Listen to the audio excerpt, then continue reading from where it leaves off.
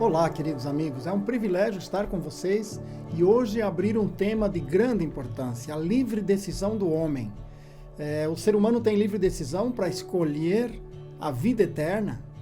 Nós vamos apenas dar abertura nesse tema com a palavra de um irmão muito amigo e conhecido nosso, de anos de ministério juntos até, Peter Unruh. Trabalha com a missão Apoio Escola Filadélfia, foi o fundador dessa missão e também com a igreja local em São José dos Pinhais. É psicólogo também, tem seu atendimento às pessoas daquela região e temos a alegria de trazê-lo para apresentar esse tema, fundamentando isso nas Escrituras, uma introdução a esse vasto tema, o livre-arbítrio, a livre decisão do ser humano quanto à escolha da vida. Deus vos abençoe através da palavra deste irmão Peter Unruh. Podem visitar também a sua página, ele tem também muitos temas bem interessantes, inclusive sobre o final dos tempos. Deus vos abençoe através desta mensagem. Alô, prezados ouvintes, saudações fraternais. Meu nome é Peter Unruh. Estou gravando essa meditação a convite do irmão Cláudio Martinoski, missionário em Portugal, para o canal Rota 90. E o nosso tema hoje é livre-arbítrio. O que significa realmente essa expressão livre-arbítrio? É o poder de tomarmos decisões de livre vontade, mas também de sermos responsáveis pelas consequências das nossas decisões. Um dos textos fundamentais na questão de livre-arbítrio se encontra em Deuteronômio capítulo 30, os versos 15 até 20, onde lemos o seguinte: Vês aqui hoje te tenho proposto a vida e o bem, a morte e o mal. Porquanto te ordeno hoje que ames ao Senhor teu Deus, que andes nos seus caminhos e que guardes os seus mandamentos e os seus estatutos e os seus juízos, para que vivas e te multipliques, e o Senhor teu Deus te abençoe na terra a qual vais entrar para possuir. Porém, se o teu coração se desviar e não quiseres dar ouvidos, e fores seduzido para te inclinares para outros deuses e os servires, então eu vos declaro hoje que certamente perecereis, não prolongareis o teu dia na terra a que vais passando o Jordão, para que entrando nela a possuas. Os céus e a terra tomam hoje por testemunha contra vós, de que te tenho proposto a vida e a morte, a bênção e a maldição. Escolhe, pois, a vida para que vivas tu e a tua descendência, amando o Senhor teu Deus, dando ouvidos à sua voz e chegando-te a Ele, pois Ele é a tua vida e o prolongamento dos teus dias, para que fiques na terra que o Senhor jurou a seus pais, Abraão, Isaque e Jacó, que Ele os daria e os havia de dar. Então, esse texto é de Deuteronômio capítulo 30, versos 15 a 20, temos aqui algumas expressões muito significativas. Em primeiro lugar, ele fala, se quiseres dar ouvido. Então, o texto já implica na possibilidade de dar ouvido ou não dar ouvido, obedecer ou não obedecer. Depois Deus fala, escolhe, pois, a vida. Então, é uma escolha do homem. Essa realmente é a maior escolha na vida da pessoa, a escolha entre a vida e a morte. Então, o texto trata do direito ou responsabilidade de tomar decisões, mas trata também das consequências quando as decisões não agradam a Deus. O livre-arbítrio não é ilimitado. Não temos poder para decidir sobre qualquer área da nossa vida prática e da nossa fé. Vamos ver algumas áreas nas quais nós não podemos tomar decisões. Em primeiro lugar, eu não posso decidir sobre o que é certo e errado, sobre o que é verdade e não é verdade. Esse poder eu não tenho. A Bíblia diz que Deus é a verdade. Ele é a rocha cuja obra é perfeita, porque todos os seus caminhos justos são. Deus é a verdade e não há nele injustiça. Justo e reto é Deuteronômio capítulo 32, verso 4. Portanto, a verdade é uma pessoa e Deus é a verdade. Da mesma forma, a Bíblia afirma em João 14, verso 6, que Jesus é a verdade. Em João 16, verso 13, que o Espírito é a verdade. E em João 17, verso 17, a palavra de Deus é a verdade. Então, a verdade absoluta é somente Deus Pai, Deus Filho, Deus Espírito Santo e a palavra de Deus. Portanto, a verdade é algo bem estabelecido e o homem não tem direito de estabelecer o que é certo e errado. O padrão de Deus está dado e ninguém pode mudar isso. Em segundo lugar, eu não posso decidir sobre o propósito da minha vida. O propósito também foi definido por Deus. Nós lemos em Isaías capítulo 43, no verso 7, a todos os que são chamados pelo meu nome, e os criei para a minha glória. Eu os formei e também os fiz. Então, o propósito está estabelecido. Deus nos criou para a sua glória. Eu posso obedecer ou não obedecer, mas eu não posso mudar esse propósito. Isso está afirmado muito claro também em Efésios capítulo 1, versos 11 em diante. Então, nós estamos aqui com um propósito.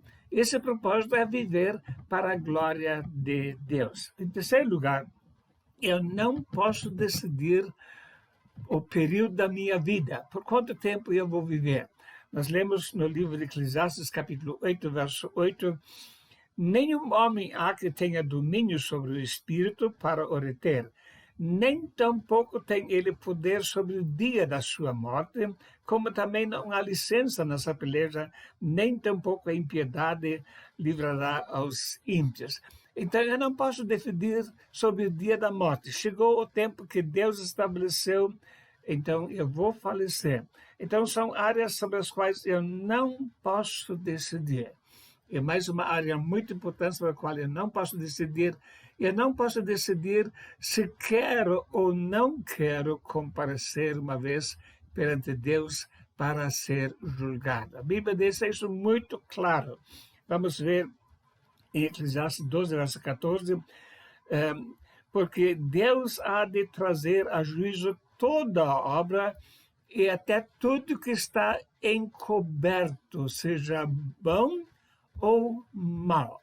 Então, todos vão comparecer uma vez perante Deus. Ou seja, no tribunal de Cristo, conforme 2 Coríntios capítulo 5, verso 10, ou seja, no juízo final, especialmente para as pessoas perdidas, mas ninguém pode decidir se quer ou não comparecer perante Deus. Há pessoas até que pedem a sua cremação e que suas cinzas sejam espalhadas no meio do mar para impedir a destruição. Isso não adianta nada.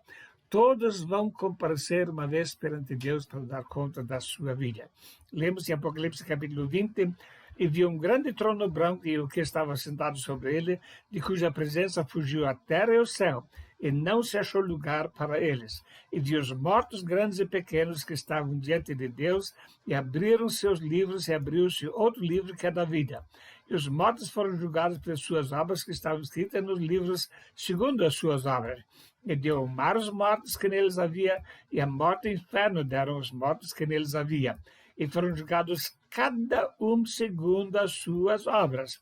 E a morte e o inferno foram lançados no lago de fogo.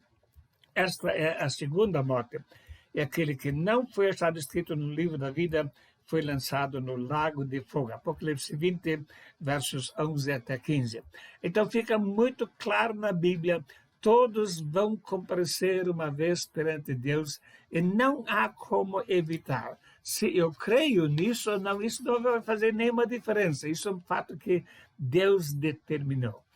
Então, são áreas em que eu não posso decidir. O livre-arbítrio não abrange essas áreas. Mas há áreas em que eu posso é preciso decidir. Alguém uma vez disse, o homem não está com liberdade de fazer escolhas somente, mas o homem está condenado a fazer escolhas. Cada um precisa, uma vez, decidir em certas áreas da sua vida. E a primeira área que eu quero mencionar é a área da vida ou morte. Vida eterna com Deus ou morte e separação eterna de Deus. Lemos em Deuteronômio 30:19, já lemos antes, os céus e a terra tomam hoje por testemunha contra vós de que te tenho proposto a vida e a morte, a bênção e a maldição. Escolhe, pois, a vida para que vivas tu e a tua descendência. E assim como no Velho Testamento, nós lemos também no Novo Testamento sobre a necessidade de fazer uma escolha entre vida e morte. Quem tem o filho tem a vida, e quem não tem o filho não tem a vida, diz a Bíblia.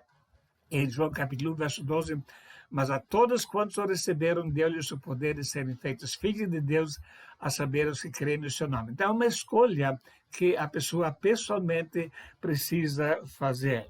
1 Timóteo capítulo 2, versos 3 e 4, deixa bem claro que a vontade de Deus é a salvação, mas depende do homem. Assim como no Velho Testamento o povo precisava escolher, também hoje a pessoa precisa escolher entre vida e morte. Porque isso é bom e agradável diante de Deus, nosso Salvador, que quer que todos os homens se salvam e venham ao conhecimento da verdade. Então, a vontade de Deus é a salvação de todos, mas vai depender da decisão da pessoa. E em Eclesiastes, 2 Pedro capítulo 3, verso 9, nós lemos, o Senhor não retarda a sua promessa, antes alguns a têm por tardia, mas a longânimo para convosco, não querendo que alguns se percam, senão que todos venham a arrepender-se. Então vemos mais uma vez expressa a vontade de Deus, a salvação de todos, mas isso vai depender da decisão da pessoa. Mas a livre escolha está diante da pessoa. Lemos Ezequiel capítulo 33, no verso 11, diz-lhes, vivo eu, diz o Senhor Deus, que não tenho prazer na morte do ímpio, mas em que o ímpio se converta do seu caminho e viva. Convertei-vos dos vossos maus caminhos, pois por que razão havias de morrer, ó casa de Israel? Então, sempre de novo temos essa expressão, Deus não quer a morte do ímpio, Deus não quer a perdição, Deus quer que a pessoa seja salva, mas a decisão está na mão da pessoa. Mas aqui eu quero dar um alerta. Infelizmente, nós sabemos pela palavra de Deus que há muitas pessoas que se consideram crentes, acham que vão estar uma vez na presença de Deus, mas estão perdidos realmente. Mateus capítulo 7, verso 21 em diante fala sobre este assunto.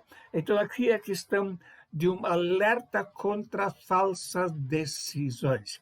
Há muitas pessoas que querem sim se livrar do inferno e entrar no céu.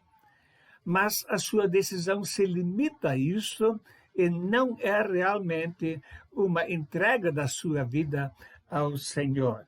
A Bíblia diz em Romanos capítulo 10, verso 9, se com a tua boca confessares a Jesus como Senhor, e em teu coração creres que Deus o ressuscitou dentre os mortos, serás salvo. Veja aqui duas coisas que são necessárias e indispensáveis para a pessoa ser salva. Ele coloca em primeiro lugar confessar a Cristo como o Senhor.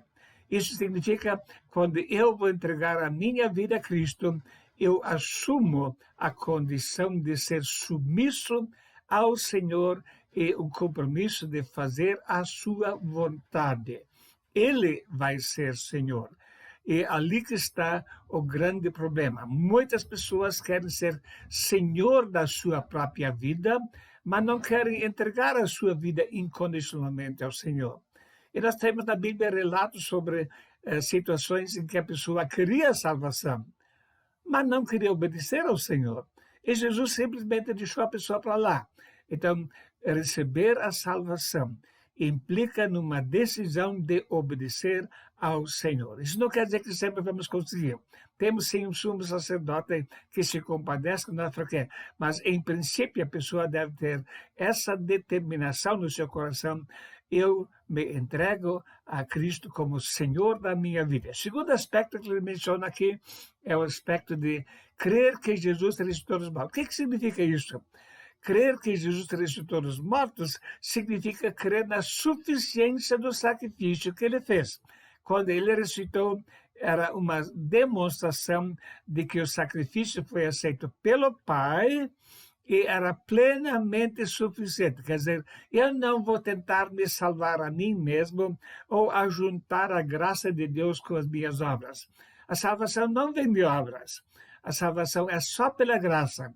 E a pessoa precisa crer na sua incapacidade de se salvar e realmente confiar inteiramente só no sacrifício que Cristo fez por ela. Quantas vezes as pessoas dizem, quando perguntam, como é que está a questão da sua salvação? Estou quase chegando lá. Já estou em 50%, já estou em 90%. Então, eu preciso dizer, você está completamente perdido. Ou a pessoa é 100% salva ou 100% perdida. E para ser 100% salva, ela precisa confessar a Cristo como Senhor da sua vida e também crer na plena suficiência do sacrifício que Cristo tem feito. A Bíblia mostra em Hebreus capítulo 5, verso 8 e 9, ainda que era filho, aprendeu a obediência por aquilo que padeceu. E sendo ele consumado, veio a ser causa de eterna salvação para todos que lhe obedecem.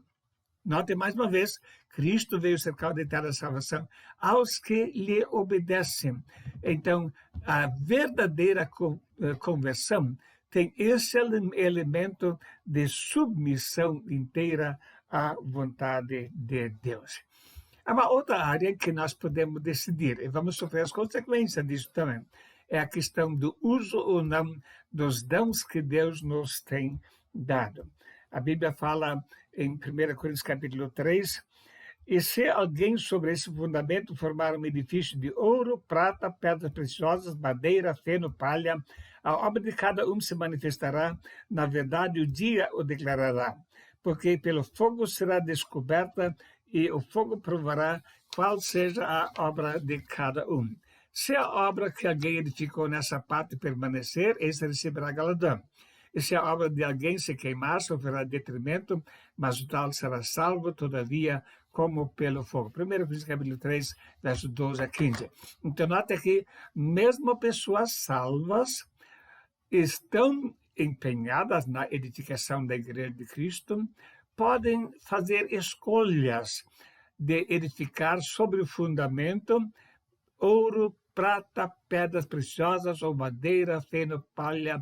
Quer dizer, a qualidade do nosso serviço depende realmente da nossa consagração e das nossas motivações para servir ao Senhor. E ali eu posso decidir se eu quero me projetar ou se quero realmente projetar a Jesus Cristo em obediência a fazer aquilo que Ele quer. É impressionante quando nos lemos no livro de Levítico sobre o ministério dos levitas, nós encontramos nesse livro quase 40 vezes a expressão eu sou o Senhor. Então, na execução do trabalho dos levitas, eles precisavam sempre estar cientes, Deus é meu Senhor, eu vou obedecê-lo. E nós somos sacerdotes de Cristo e precisamos no trabalho para o Senhor sempre reconhecer Cristo é o Senhor e eu vou em obediência cumprir e fazer a sua vontade. O livre-arbítrio é uma tremenda responsabilidade. E o tipo de relacionamento que Deus deseja cultivar conosco é um relacionamento de submissão, de amor, um relacionamento realmente íntimo de consagração a Ele. E as nossas fraquezas? A Bíblia diz, porque não temos um sumo sacerdote que não possa compadecer das nossas fraquezas, porém um que como nós em tudo foi tentado, mas sem pecado. Chegamos, pois, com confiança ao trono de graça, para que possamos alcançar misericórdia e achar graça, a fim de sermos ajudados em tempo oportuno. Hebreus capítulo 4, versos 15 a 16. Nós somos fracos, nós falhamos, Tiago diz que todos nós falhamos muitas vezes em muitas coisas. 1 João capítulo 1, verso 8, se dissermos que não temos pecado nenhum, nós mentimos e a verdade não está em nós. Nós falhamos sim, mas se temos esse propósito de servir ao Senhor, se temos esse propósito de superar e de nos arrepender dos pecados e novamente consagrar a vida a Deus, então o nosso ministério vai ser uma bênção para a edificação da igreja e na eternidade vamos desfrutar os frutos. Então vamos lembrar, nós temos limitações no livre-arbítrio e nós temos responsabilidades em algumas áreas. A principal é a questão de vida e morte, mas também a questão de serviço ao Senhor com toda a consagração. Prezado ouvinte, muito obrigado por ter assistido. Que Deus vos abençoe. Um grande abraço para o casal Martinovski, Cláudio e Deise, e também Henrique. Um abraço também para Gavin e Janete, e que Deus abençoe a todos no seu ministério. Muito obrigado e uma boa tarde.